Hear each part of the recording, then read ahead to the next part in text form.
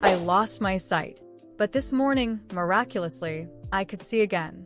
I wanted to tell my parents the good news, but I found a crumpled up tissue under my bed. There was a message on the tissue. Don't tell them you can see. 3 months ago, I lost my sight because of a car accident. My parents moved us away from the city in order to take better care of me. But this morning, I miraculously regained my sight. I was just about to tell my parents the good news when I suddenly noticed a crumpled up tissue under my bed. I had an extremely strong demand for cleanliness, so I picked it up. But there seemed to be something written on the tissue. As I smoothed it out, I frowned. Don't tell them you can see. The handwriting was messy, as if someone had written it in a great hurry. There was no one else here. Them obviously meant my parents. But then I had no idea who could be the one leaving this message. During these 3 months, the only people who came to my room were my parents and my husband, Noah. Just then, there was a knock on the door. Ella, Eve made you some soup. My mom's kind voice sounded from behind the door. I casually threw the tissue into a dustbin, but when I opened the door, my pupils shrank. A woman was standing at the door with a bowl, looking at me, smiling. Her lips were bright red, and the smile on her face looked eerie. She was not my mom. I jerked back a step and looked at her with a shocked face. My mom was a kind-looking woman, but this woman looked very shrewd, and her features did not bear the slightest resemblance to my mom. But the strangest thing was that her voice was exactly the same as my mom's. I was just about to question who she was when I suddenly remembered the message on the tissue. Don't tell them you can see. Ella, what's wrong? Not feeling well? The woman took a worried step closer to me. Just leave the soup here, Mom. I'll eat it later. I fumbled to sit back on the bed and said slowly, You should have it while it's hot. Ella, why don't you let me feed it to you? The woman said. I immediately refused, but I'm still a little sleepy, Mom. I want to take a nap. I'll eat it later. The woman didn't insist as she left the bowl on the nightstand and went out. The moment she closed the door, I let out a sigh of relief. My back was completely drenched with cold sweat. Where had my mom gone? And who was this woman? I was really worried about my mom, so I opened the door and walked out. It was the first time I saw where I had been living for the past few months. The spacious, 2-story villa. I stood on the second floor and saw a man sitting on the sofa in the living room with his back to me reading a newspaper. This must be my dad. I looked around to make sure the woman was not in the room, and then lowered my voice as I called out, Dad. The man turned his head, and I saw his face. Fear swept through my entire body, for what I saw was not my dad, but another face that was completely unfamiliar to me. Ella, what's wrong? Yet from the man's mouth came the voice of my dad. I squeezed out a smile. Nothing, Dad. The woman walked out from another room. Her bright red lips pulled into an extravagant smile. Ella, weren't you going to take a nap? Oh, changed my mind. Maybe I don't need a nap that much, Mom. I smiled. Then let me help you eat the soup. The woman brought out the soup from my room and fed it to me with a spoon. I was very anxious, afraid that the woman would notice that I could see, but fortunately, she did not seem to notice anything. I could hardly taste the soup because I didn't know what the woman could have put into it. What's wrong, Ella? You're sweating so much and look worried. She noticed something after all. She approached closer with concern. Her eyes were staring straight into mine. Those eyes were very large, but the white took up most of them.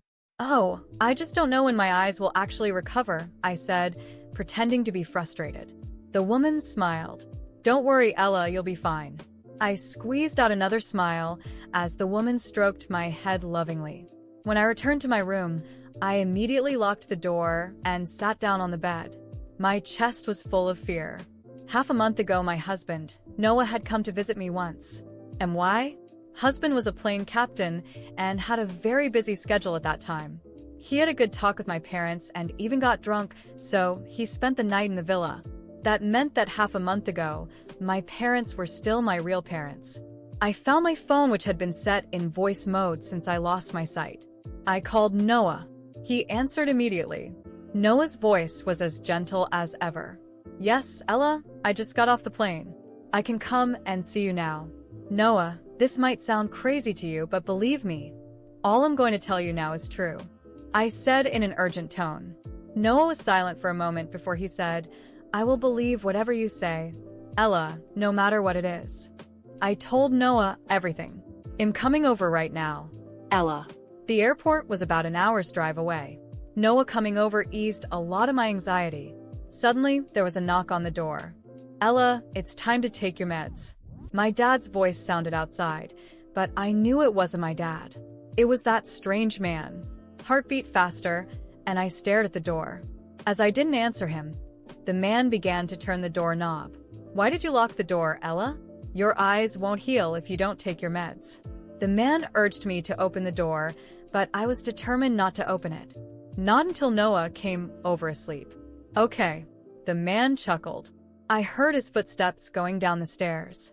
I breathed a sigh of relief, but something felt strange. I had a strong feeling of being watched. I walked nervously to the door and listened for movement outside. It was completely silent. Sounded like the man was gone, but I still felt uneasy, so I carefully got down to the floor, wanting to have a peek outside from under the door. A pair of eyes with a lot of whites outside. The man also got down to the floor. His eyes were staring straight at me. I was instantly covered with cold sweat. I pretended not to see him and slowly groped on the floor. Strange. I think I just dropped my phone around here. Those eyes disappeared from the slit. I collapsed on the floor, gasping for AI or so freaking creepy. What did this creepy couple want from me? Where my parents had gone. And now the only thing I could do was waiting for Noah to arrive. After an hour of torturous waiting, Noah finally called. He sounded very anxious.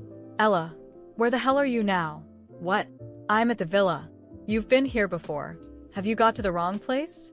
I also got more anxious. "I am at the villa, but I don't see you or your parents. So dusty here. Like no one has lived here for a long time." Noah sounded puzzled. I was appalled. Noah sent me a photo. Indeed, it was the villa, but Noah was right. It seemed to be unoccupied for a long time. The sofa was covered with a thick layer of dust, and the room corners even had cobwebs. Clearly, that was not the villa I was in right now. But the layout was exactly the same as this villa. A chill ran down my spine as I looked again at the photos Noah had sent. Something was terribly wrong. It was like I was trapped in a nightmare, and the more I tried to wake up, the deeper I seemed to fall. I knew I needed to get out of here before it was too late. With my phone still in my hand, I sent a message to Noah, describing exactly where I was and asking him to try to find an alternative way into this other villa. I had to do it silently. I knew those imposters could hear anything I said. "I'll try," he replied quickly. "Don't leave your room until I get there." I was beginning to sweat with anxiety, my heart pounding.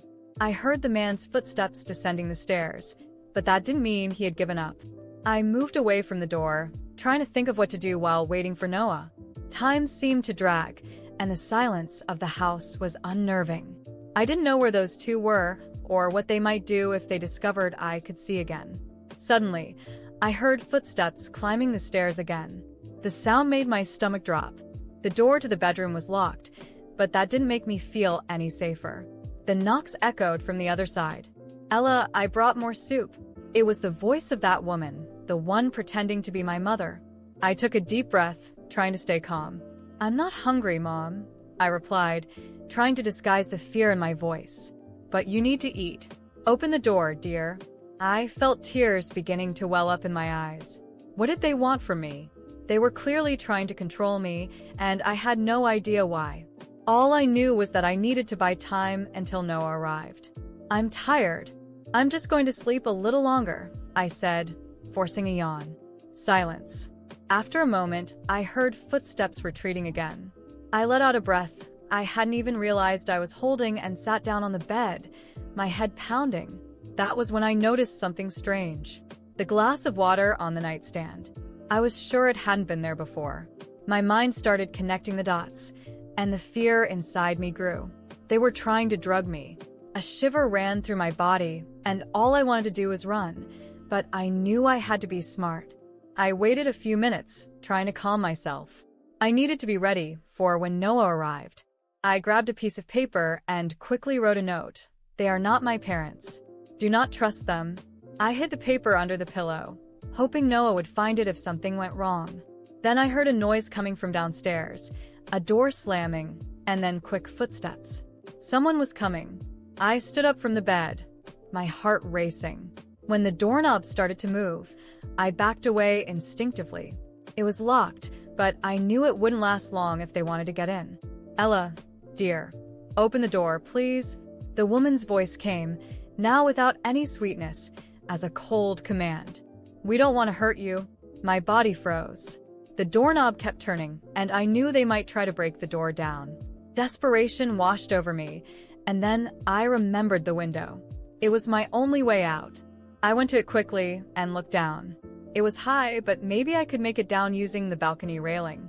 Without thinking twice, I opened the window carefully and began climbing down, gripping the railing and trying not to look down. The cold night wind gave me chills, but I couldn't stop. As soon as I reached the ground, I started running, not looking back. My legs were trembling, but I needed to find Noah. I ran through the villa's yard until I reached the gate. It was locked, of course, but there was an opening in the fence, a small hope. I squeezed through it, scratching my arms, but I managed to get through. As soon as I got to the road, I saw headlights approaching. It was Noah. I ran towards the car, waving frantically. He stopped abruptly and got out, running towards me. "Ella." He hugged me tightly, and I allowed myself to cry, relieved to finally be with someone I could trust. "They aren't my parents, Noah," I screamed, sobbing. "They're imposters trying to keep me trapped there. Let's get out of here now." He pulled me to the car, and I quickly got in. Noah went around and got in the driver's seat, immediately speeding away. I looked back through the window.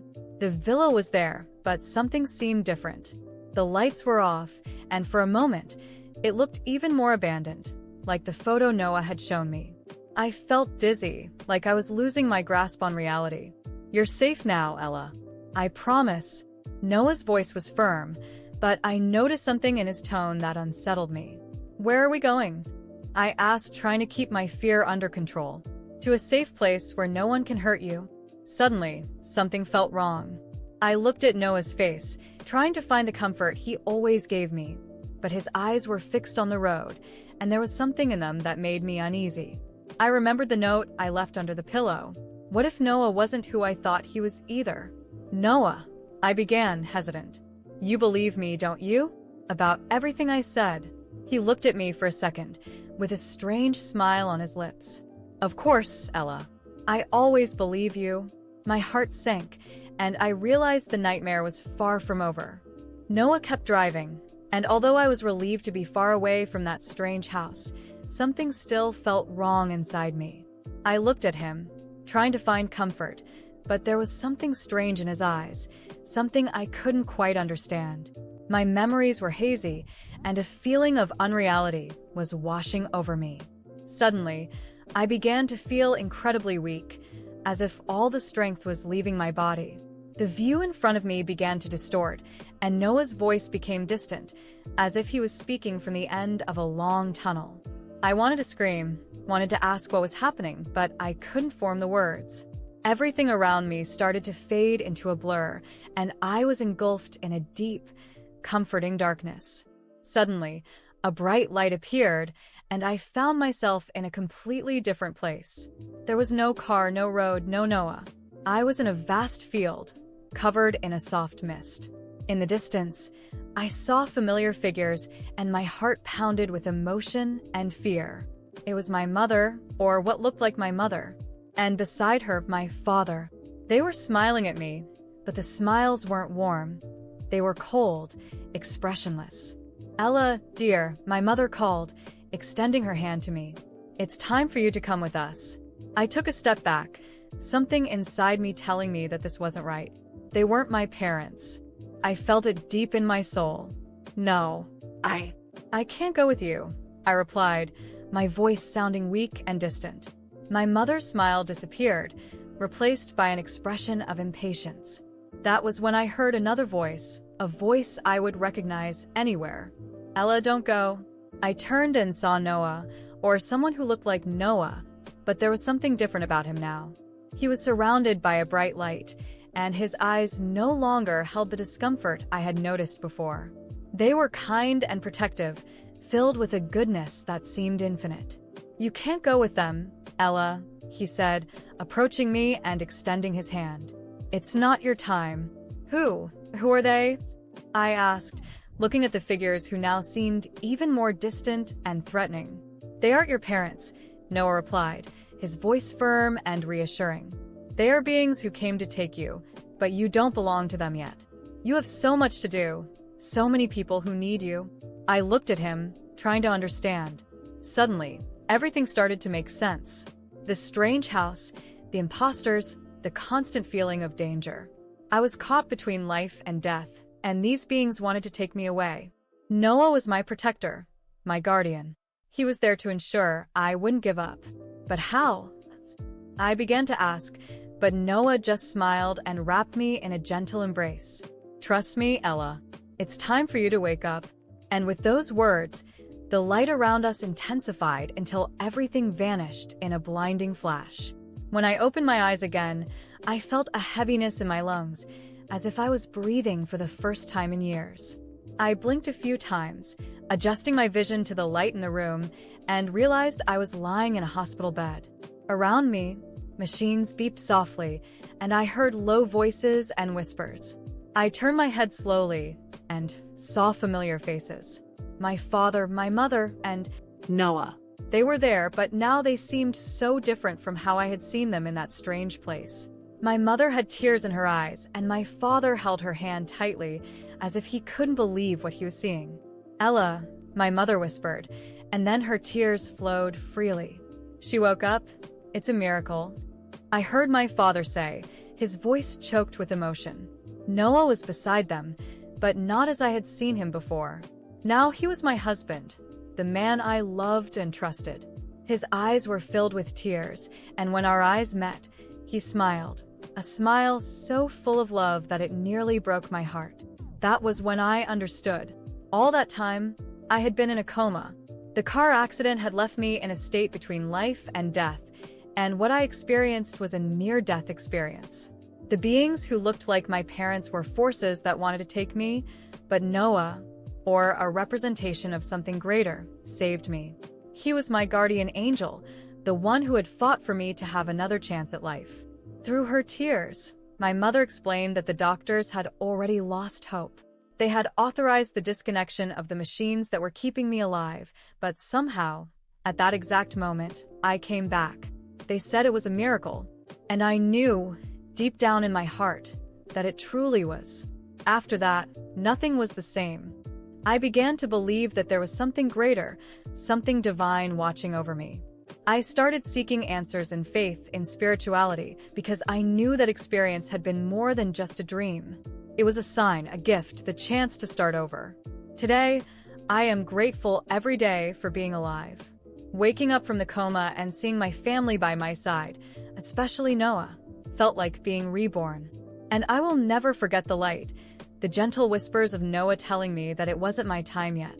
After waking up from that coma, my life changed completely. I became a different person, someone who had a new appreciation for life and what it means to be alive. That experience wasn't just a strange dream or a delirium caused by the coma. It was something much deeper, something spiritual that connected me to something beyond human understanding. It didn't take me long to realize that I needed to share what I had experienced. Today, I dedicate a large part of my time to giving talks in churches and community centers. I share my story with those who need a reason to believe, to find hope. I stand at the pulpit and see attentive faces, some skeptical, others already with tears in their eyes before I even begin to speak. And I always start the same way. I went to a place where light and darkness coexisted. I stood between life and death, and somehow, someone was there to bring me back. I talk about the beings I encountered who looked like my parents but were not. I talk about the fear I felt, the confusion, and about the one who saved me, Noah, or at least a part of him, a representation of a guardian angel. Whenever I reach that part, I feel a tightness in my chest. I can't explain exactly who or what Noah was in that moment, but what I know is that without him, I wouldn't be here today. My family still gets emotional every time I tell this story. I remember the first time I shared everything with them after waking up.